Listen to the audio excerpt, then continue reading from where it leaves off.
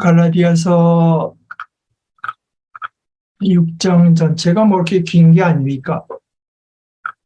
6장 전체를 제가 한번 다시 세 번역으로 읽어보겠습니다.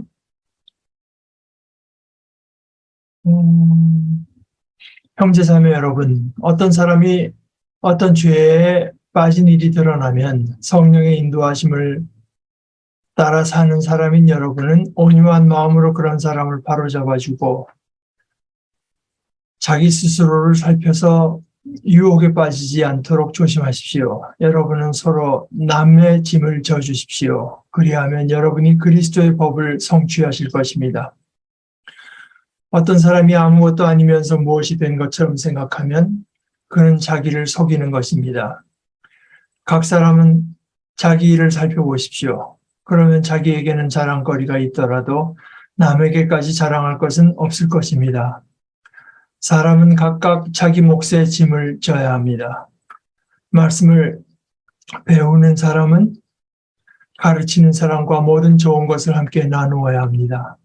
자기를 속이지 마십시오. 하나님은 조롱을 받으실 분이 아니십니다.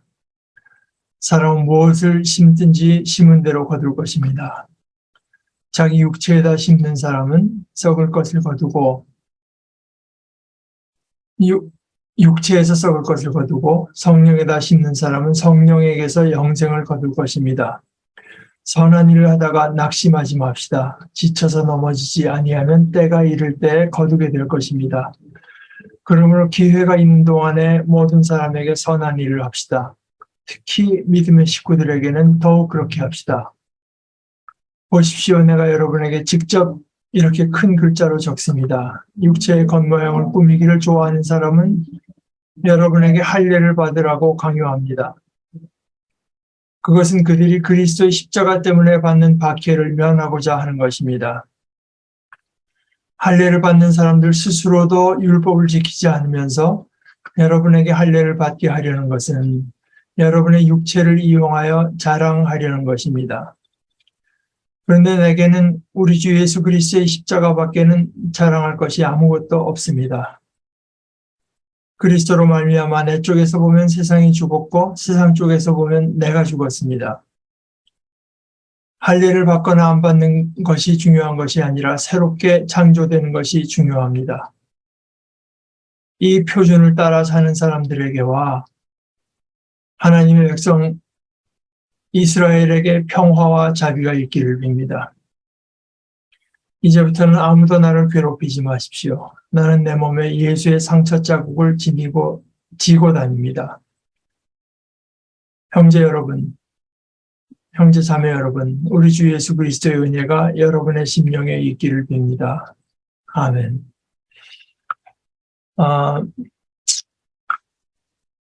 우리 1절서부터 10절까지는 지난주 잠깐 나누긴 했지만 여기 이제 2절에 보면은 너희가 서로 짐을 지라 남의 짐을 져십시오. 그리하여 그리스도의 법을 성취하라. 이것이 이제 개역 성경의 번역이고 그렇게 하면 여러분이 그리스도의 법을 성취하실 것입니다. 이 그리스도의 법이 뭐라고 하는 것은 바울 사도가 여기서 더 부연 설명을 하고 있지 않기 때문에 정확히 뭘 생각한 건지는 알 수 없으나 뒤집어서 생각해 보면 그리스도의 법이라고 하는 것이 서로 남의 짐을 져주는 것과 거진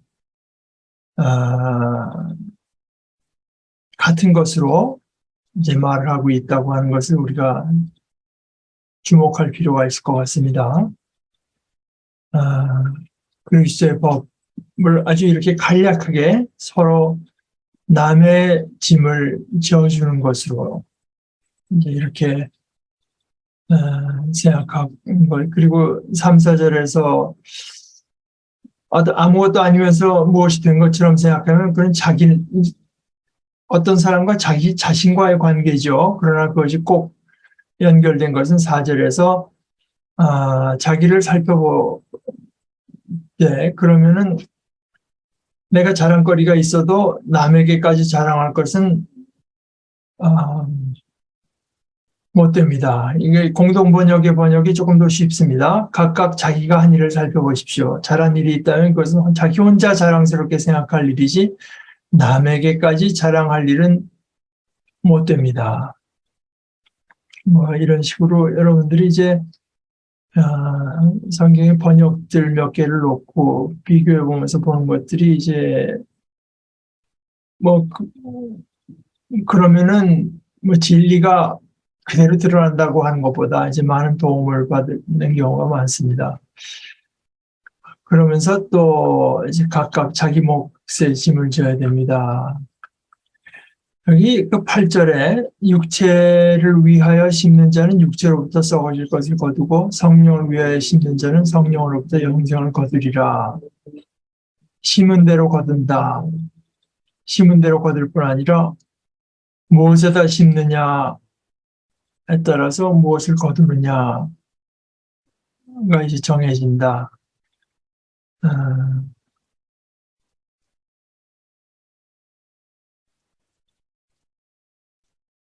지난주에 제가 그 이집트 저랑 같이 공부하던 친구의 얘기를 했습니다만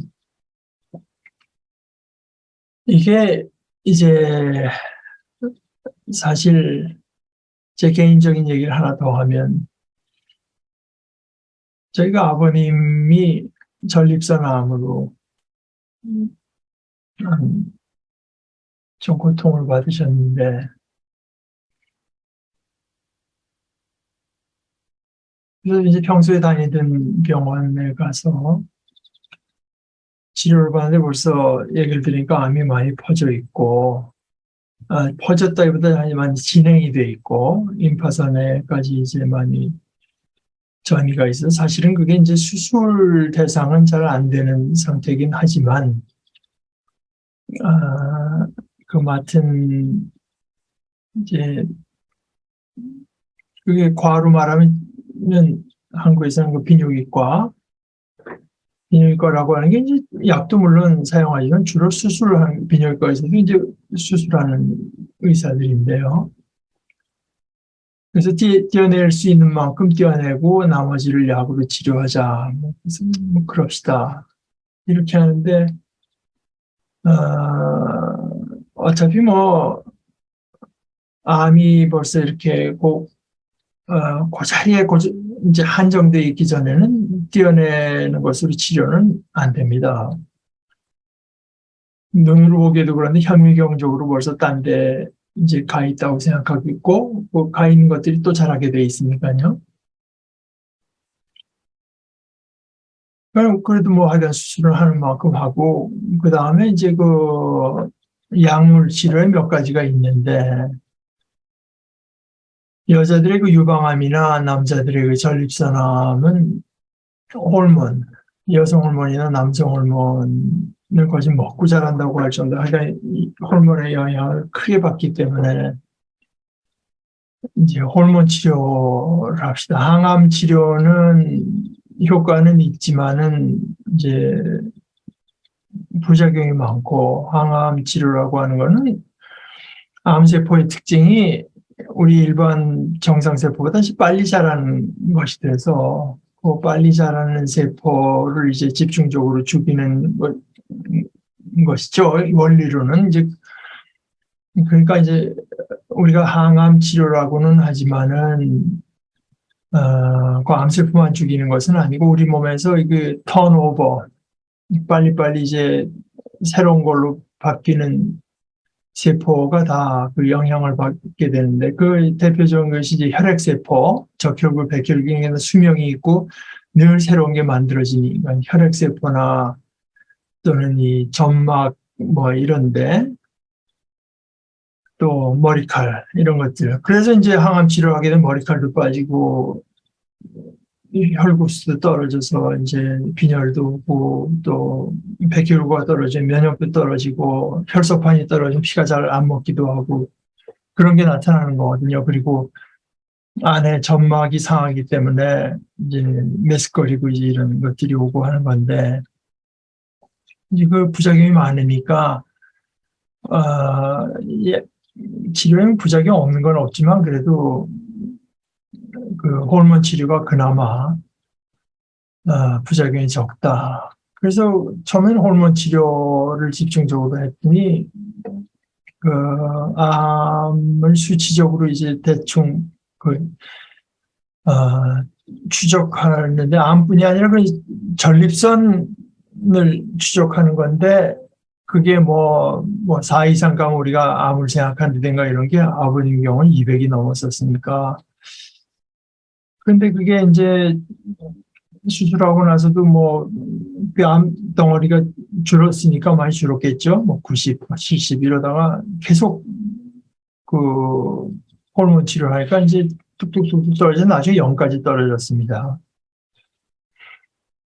근데 그 암이라고 하는 게 이제 어떻게든 또 살아나는 방법을 스스로 이제 터득해서 살아나는 것이, 그러니까 아주 국소에 있어서 완전히 주위까지 버려내면은 그런 일이 없지만 그렇게 완전히 근치를 못했을 때 세포가 몇 개라도 남아있으면 또 자라나니까 그게 피 검사에 0이라고 나왔다 해서 실제로 세포 하나도 없는 건 아니거든요. 그래서 한 5년 지나니까 슬슬 이제 슬슬 다시 수치가 올라가기 시작해서 그다음에 호르몬 치료제를 바꾸고 하다가 나중에 그게 거진 안 듣게 되니까 이제 호르몬 치료가 안 되고 이제는 어쩔 수 없이 항암 치료에 들어가야 되겠습니다. 근데 항암 치료 해보니까 역시 갑자기 머리털도 빠지고 이제 피부 색깔도 좀 이상해지고 하니까 무슨 사람이 기분이 나쁘고 이제 아버님 말씀대로 좀 기가 죽게 되죠. 근데 제가 이제 잘 모르게 이럴 때 어떻게 하는 것이 최선인가 잘 모르게 있어서 이제 이쪽 제가 있던 그때 미국에 있을 텐데 거기 전공하는 분에게 전화를 했더니 자기가 보겠다는 거예요. 그러니까 한국에서 조직 검사한 거 모든 결과를 다 갖고 와서 자기가 한번 보자. 그래서 봤는데 그분이 이제 내과 의사입니다. 종양내과 여자분인데 보더니 쭉 이제 경과도 보고 보더니 이것이 병의 단계로 봐서 호르몬 치료가에 잘 안 듣기 시작하는 초기 단계다 이겁니다. 그러니까 아직도 호르몬 치료의 여지가 상당 부분 남아있다. 지금은 호르몬 치료를 해야 될 때다. 항암 치료를 이렇게 넘어갈 게 아니다.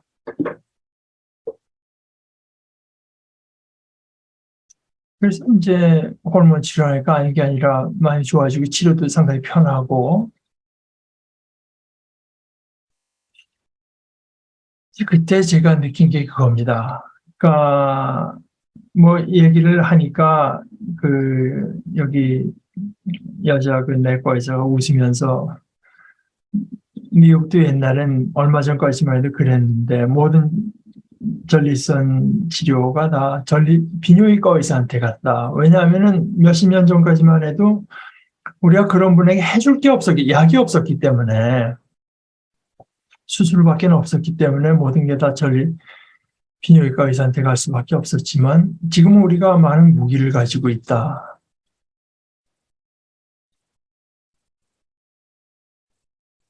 그래서 제가 발견한 게 그겁니다. 제가 알게 된 것이 이게 소위 전립선암이 한국에서는 거진 최고 전문가라고 하지만 그분은 치료에 이런 게 있다. 수술적 치료도 있고, 호르몬 치료도 있고, 항암제도 있고, 무슨 치료도 있고. 그래서 이거 하고 안 되면 이제 이걸 쓰고, 이것도 안 되면 저걸 쓰고, 저게 안 되면 또 딴 걸 쓰고.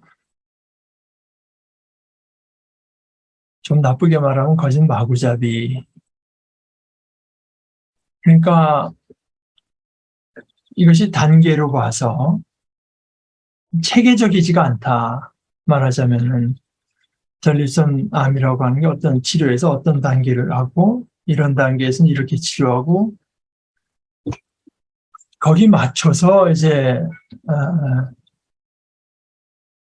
뭐 방사선 치료도 들어가시고 뭐 이렇게 했는데 미국에 와서 상당히 이제 편해지시고 많이 좋아졌습니다. 그러니까 이게 지난주에 우리 이집트 친구도 얘기한 것처럼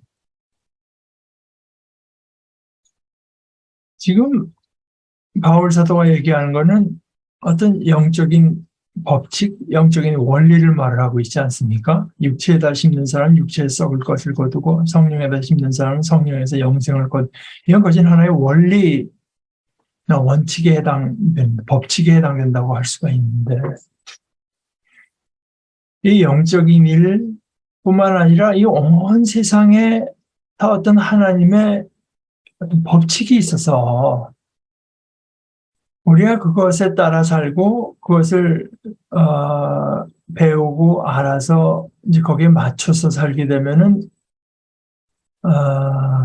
실질적인 어떤 그 효과를 이제 거둘 수가 있다.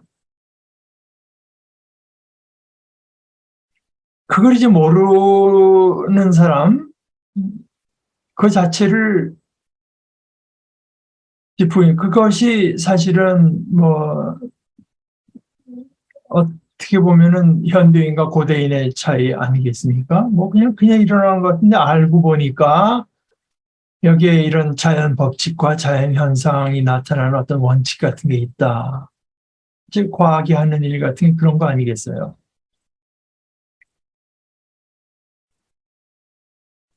또 하나 이제 예를 들자면은 옛날에 이제 제가 학생 때였으니까 옛날이죠. 그 영락교회 다닌 걸 여러분이 아시는데 그때 뭐 무슨 예배 순서에 대해서 얘기를 하다가 저희 지도하던 전도사님이 뭐 자꾸 전문가를 들여올 생각만 하셔서 제가 이제 반발을 했어요. 아니 우리가 음? 진심을 가지고 하나님을 사랑하는 마음으로 열심히 찬송에 대한 거였는데 찬송하면 되지. 꼭 무슨 꼭 그렇게 전문가가 와야 됩니까? 근데 이제 그 옆에 음악을 전공하고 그 우리 대학교에서 노래 선교단이라고 하는 것을 지도하고 지휘하던 분이 계셨는데 그분이 좀 열을 많이 받았겠죠. 근데 제가 지금도 감사한 거는 그분이 아주 온유하게 말을 해서 그거는 어, 그대가 좀 잘 못 생각하는 것 같다. 이 음악이라고 하는데도 다 어떤 그 원리가 있고 법칙이 있는 거지.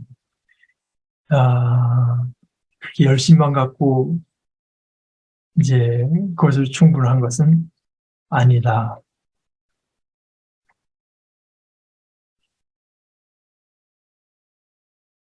그래서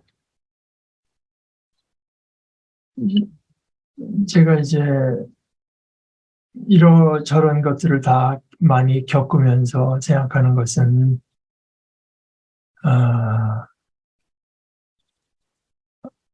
어떤 이 체계적으로 생각한다고 할까? 왜냐하면 그 하나님께서 만든 체계가 있으니까 이 사회도 마찬가지입니다. 제가 그냥 늘 얘기하는 어, 이, 제가 이 사회 문제 오게 되면 제일 먼저 이제 궁금해하는 거 백낙종 선생이 말하는 것이 지금 한국 사회에 너무나 많은 것들이 한국 사회가 남과 북으로 나눠져 있고 그리고 이 세계 전체를 지금 전체가 어떤 온 세계가 지금 17세기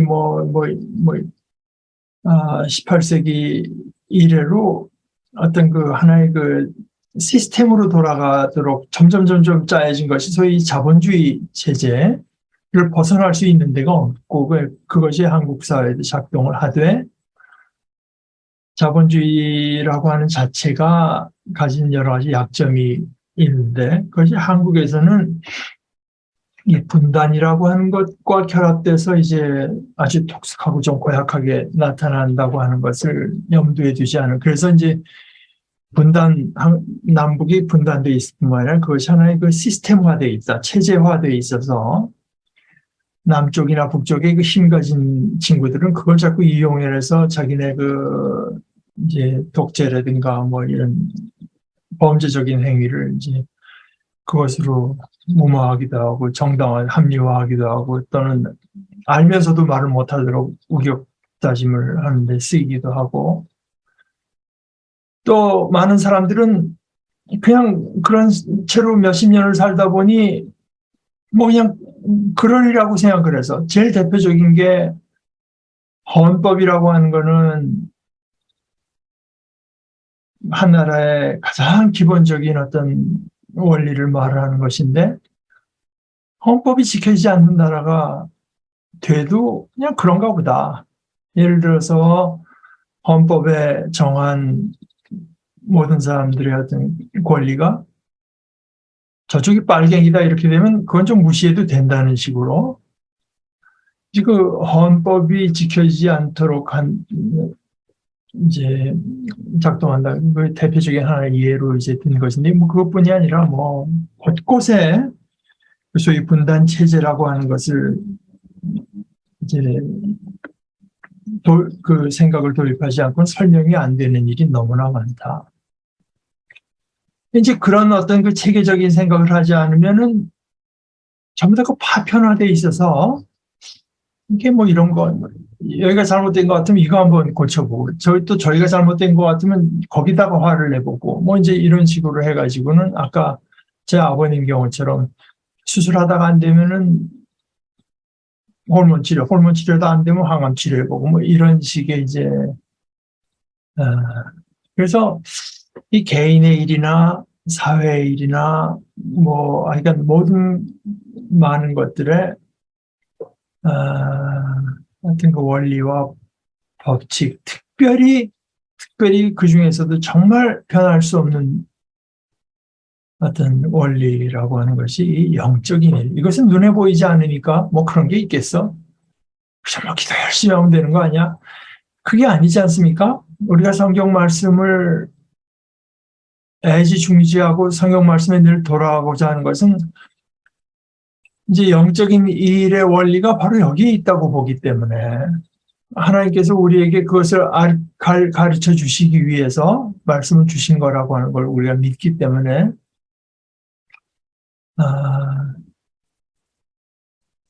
그런 거죠. 그러니까 우선은 이런 어떤 눈으로 보이지 않고 그저 우리가 보기엔 그냥 어떻게 보면 무작위처럼 일어나는 일 같아도 이 조금의 어떤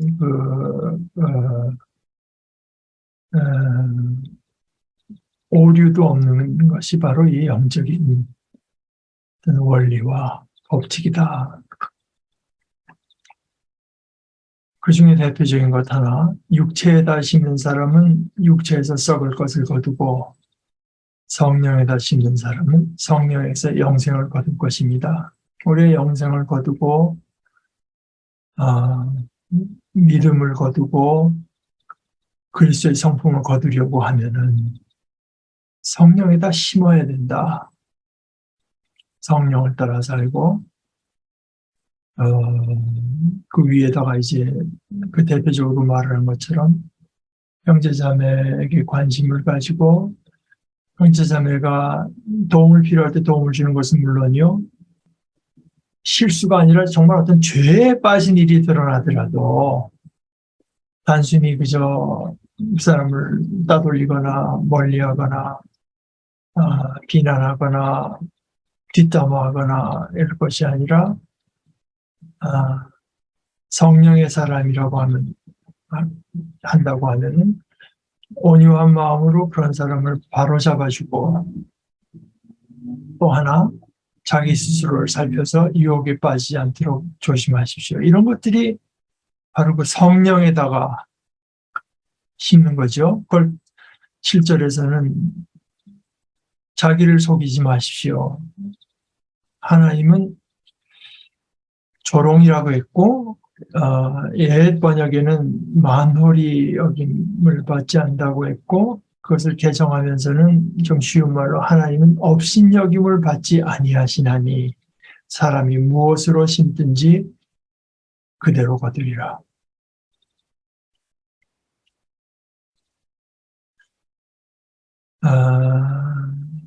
이거는 우리가 일부러 마음에 담고 마음에 자꾸 이제 되새기고 하지 않으면은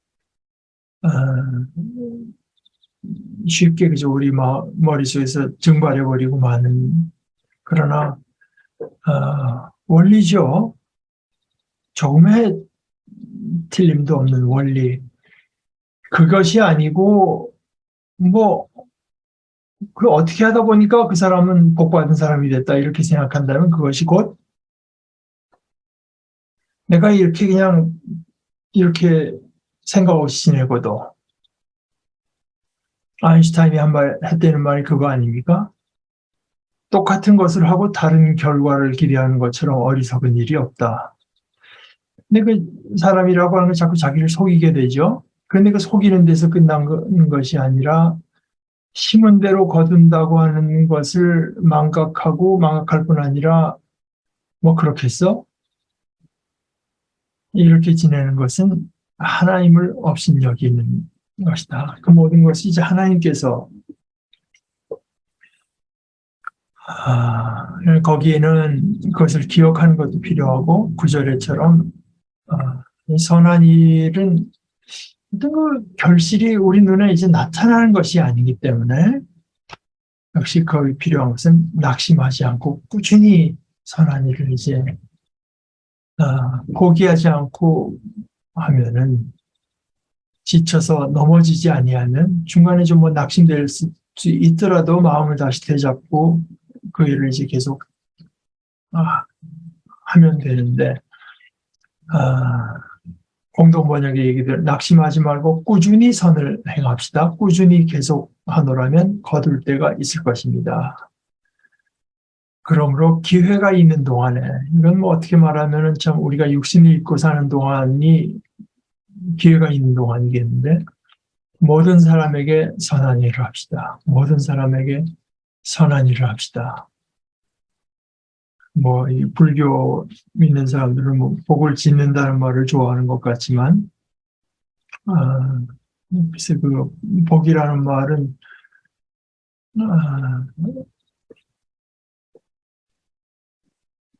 뭐, 그 기피할 용어까지는 아니라고 해도, 이제, 복의 근원은 역시 하나님이시라고 하는 걸 우리가 마음에 새긴다면, 기회가 있는 동안에 모든 사람에게 선한 일을 하자. 이것도 역시 우리가 자꾸 마음에 되뇌고 새길 필요가 있을 것이고, 특히 믿음의 식구들에게는 더욱 그렇게 합시다. 이거는 이제 누차 강조하는 대로 우리가 모든 사람에게 선한 일을 해야 된다고 하는 것을 함께 원리로 삼고 하나의 나의 삶의 어떤 원칙으로 삼고 있는 사람들 사이에서 그것이 이루어지지 않는다면 그것이 어떻게 이루어지겠느냐 하는 그런 의미로 이제 받아들이는 것이 좋을 거로 생각합니다. 편향되게 믿음의 식구들에게 이렇게 하자는 얘기가 아니라요. 그 11절에서 11절에서 끝절까지는 이것이 이제 하나의 그 뭐라고 할까, 끝맺음 하는 말로서,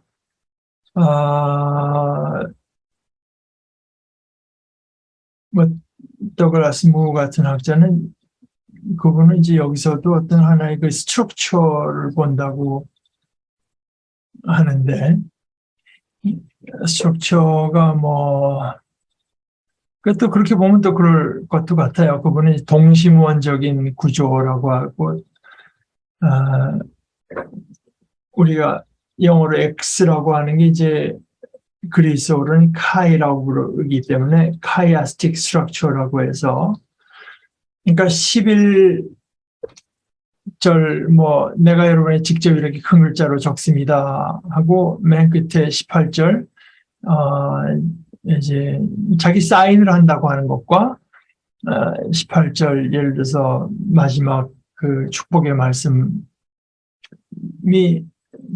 서로 이제 통하는 데가 있고, 그다음에 12절, 13절 이제 다시 갈라디아서의 본래 이제 그 동기로 돌아가서 할례. 근데 이거를 바울 사도는 아주 간단히 육체의 겉모양을 꾸미기 좋아하는 사람이다.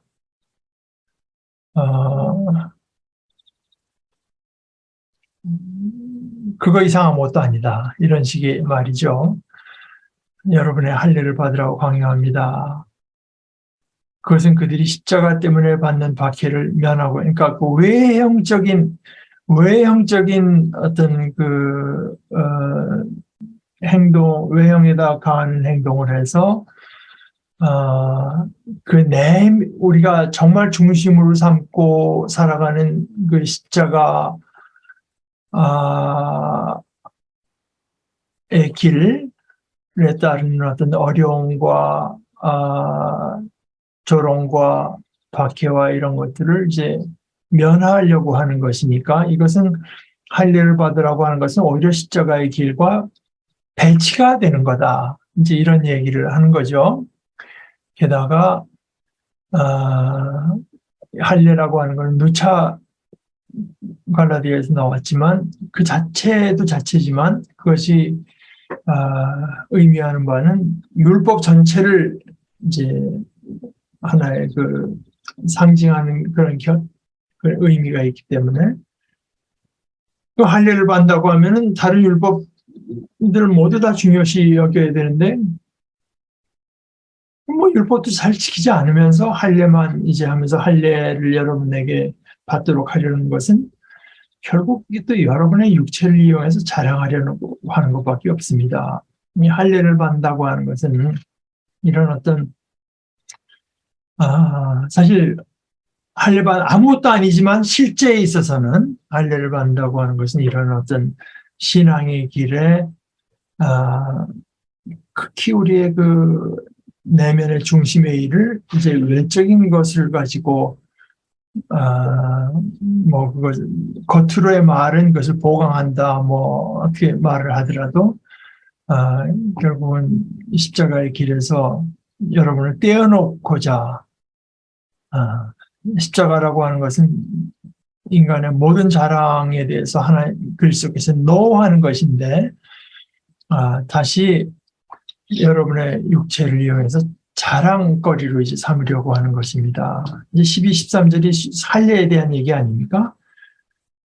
그러면 이 겉으로 정 그 육체를 말을 한다고 하면은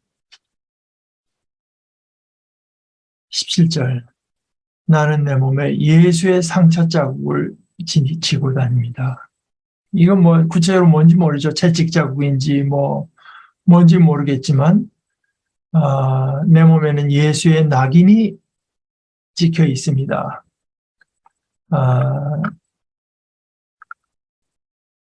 17절 뭐죠? 헬라어로는 이제 스티그마라고 하죠.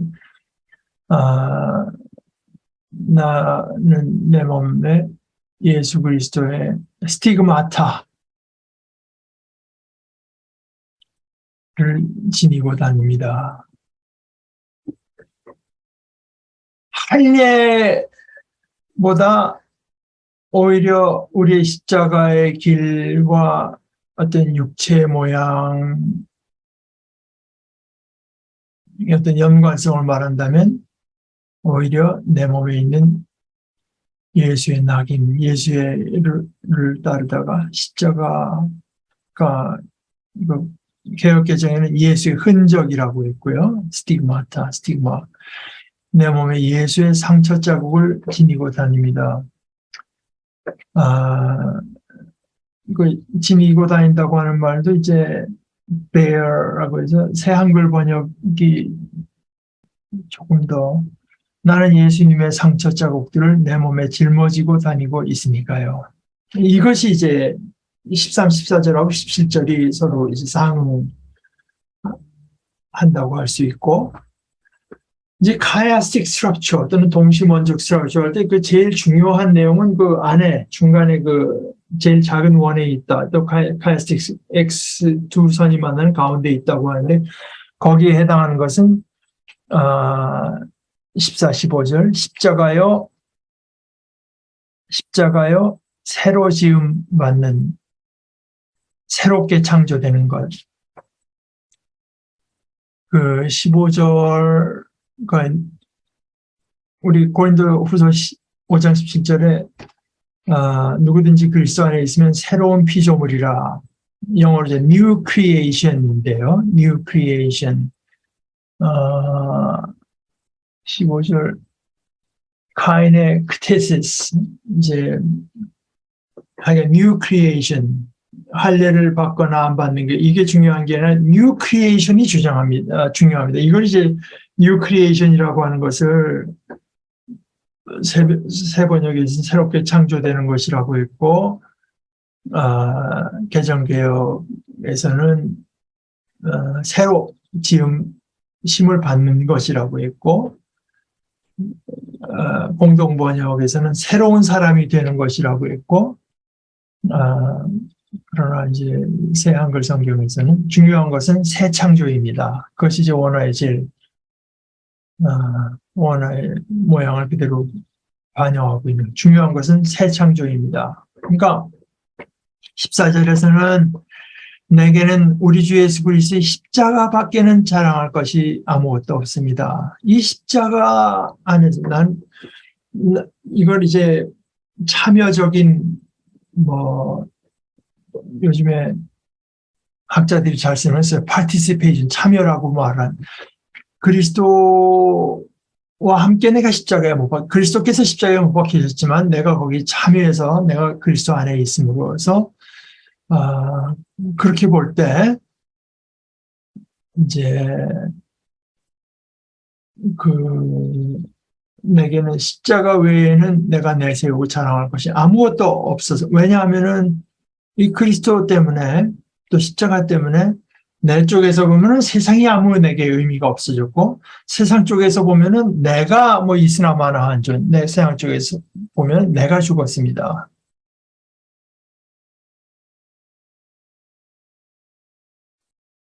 그러니까 갈라디아에서 처음부터 끝까지 지금 얘기한 대로 십자가에 달린 그리스도가 너희 눈앞에 보이거늘 3장 1절 생각 없는 갈라디아 사람들 누가 여러분을 홀렸습니까? 여러분 눈앞에 예수 그리스도님이 십자가에 매달리신 모습으로 생생히 나타나 계시는데도 그러니까 십자가에 매달리신 그리스도 이외에는 자랑할 것이 아무것도 없는 것이 내게서는 아무 의미도 없어. 그것을 떠나서 세상이라고 하는 것은 내게 아무 의미가 없는 것이 되어버렸고, 세상 쪽에서는, 십자가가 아닌다면은, 그 사람이 한 일이나 그 사람의 무엇이 아무 의미가 없는, 내가 그 세상에서 그렇게 인정받아야 필요가 없는 그런 존재가 이제 된 거죠. 그래서 할례를 받거나 안 받는 것이 중요한 것이 아니라 새 창조 이것이 중요합니다. 우테가 페리토메 티에스니 우테 아쿠비스티아. 그러니까 어떤 사람이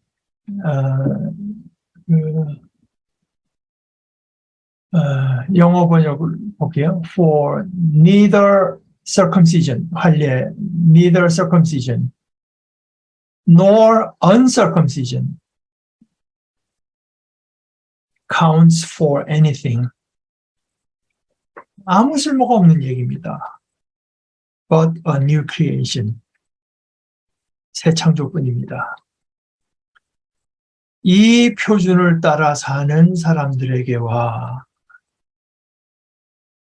이 그리스도의 십자가에 달리신 그리스도, 그로 인해서 이제 하나님께서 우리에게 주시는 새 창조, 나 개인으로도 그렇고 이 온 세상도 새로워진 거죠. 이 표준을 따라 사는 사람들과 하나님의 백성 이스라엘에게 평화와 자비가 있기를 빕니다. 평화는 샬롬을 말하는 것이고, 자비, 하나님께서 우리에게 베풀으시는 자비, 우리가 저지르고 이제 행했던 모든 이제 잘못된 죄가 된 것이라고 해도 못 본 척 해주시는 자비가 있기를 빕니다. 굳이 여기서 이스라엘이라고 말을 한 것도 할례를 받아서 참 이스라엘이 되는 것이 아니라 이거 그리스도의 십자가에 참여해서 십자가 밖에는 자랑할 것이 없고 십자가 안에서 모든 것이 이제 새로워진, 십자가 안에서 새롭게 창조된 이것이 이제 진짜 하나님의 백성 이스라엘이다. 하나님께서는 이번에 이스라엘을 창조하시되 그리스도의 십자가에 달린 그리스도를 통해서 그리스도 안에서 그리스도를 가지고 창조하신다. 그런 이들에게 평화와 자비가 있기를 빕니다. 샬롬은 가끔 말씀드리는 wholeness입니다. 온전함입니다. 온전함. 이 세상의 모든 세력 균형이 온전한 균형을 맞춰서 편안하죠. 모든 걸 well-being, 잘됨, 잘 있음 이런 것입니다. 하나님과의 관계에 있어서는 하나님의 자비가 있기를 빕니다.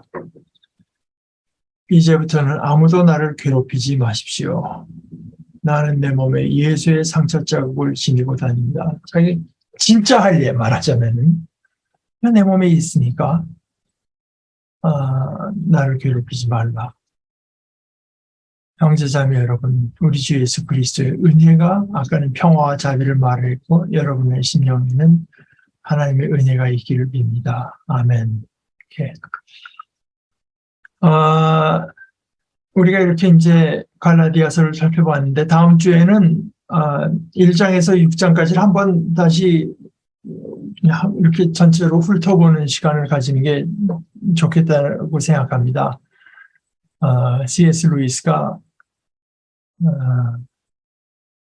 읽기, 특히 문학작품 같은 거를 정말 좋아하는 사람의 특징으로서는 별로 이렇게 안 좋아하는 내 지금 기억이 분명치 않지만 이런 식으로 말했던 것 같아요. 마치 책을 한 번 읽은 것이 다음에 또 읽으면 안 되는 정당한 이유라도 되는 것처럼 그게 아니라 자기가 좋아하는 책은 2번, 3번, 4번을 읽는 것이 그게 정말 그 읽기를 좋아하는 사람들의 특징이다. 그랬던 것 같은데 실제로 이제 한번 살펴보는 것보다 되돌아가서 다시 이제 한번 훑어보는 것, 자세를 가지는 것이 그것이 나에게 남게 하는 데는 내 것으로 사는 데는 아주 필수적인 스텝인 것 같습니다. 그래서 다음 주에는 한번 갈라디아서 전체를 한번 다시 이제 보고 그 다음 주에 혹시 여러분께서 이제 다른 원하시는 성경이 따로 있으시면 말씀해 주시되 없으시면 이제 저는 창세기를 들어가 볼까 생각합니다. 여러분 한번 생각해 보시고 제가 숙제를 하나 여러분께 내드린다면 다음 주까지 이 갈라디아서를 최소한 한 2번 정도 한번 쭉 읽어보시고 다음 주에 한번 함께 리뷰를 한번 해보시면 좋겠습니다. 여러분 혹시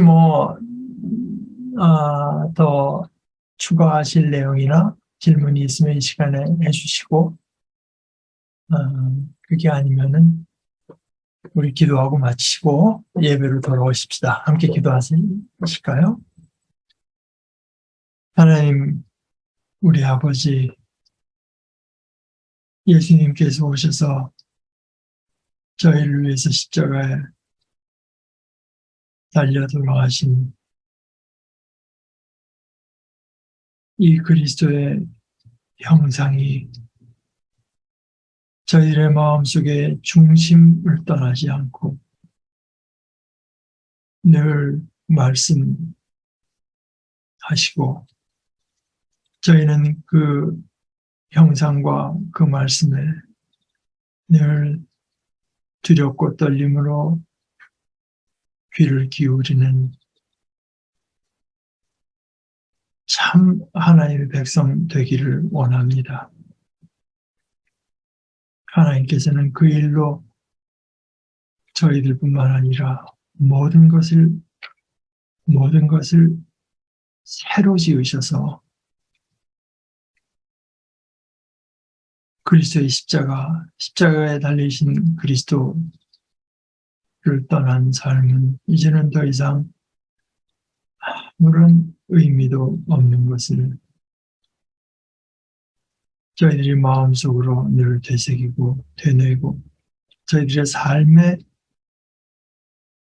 그것이 나타나 마침내는 저희의 보잘것없어 보이는 이 육신에까지 그 흔적들이 새겨지는 큰 은혜와 복을 저희들에게 더하여 주시옵소서. 예수님의 이름으로 기도합니다. 아멘.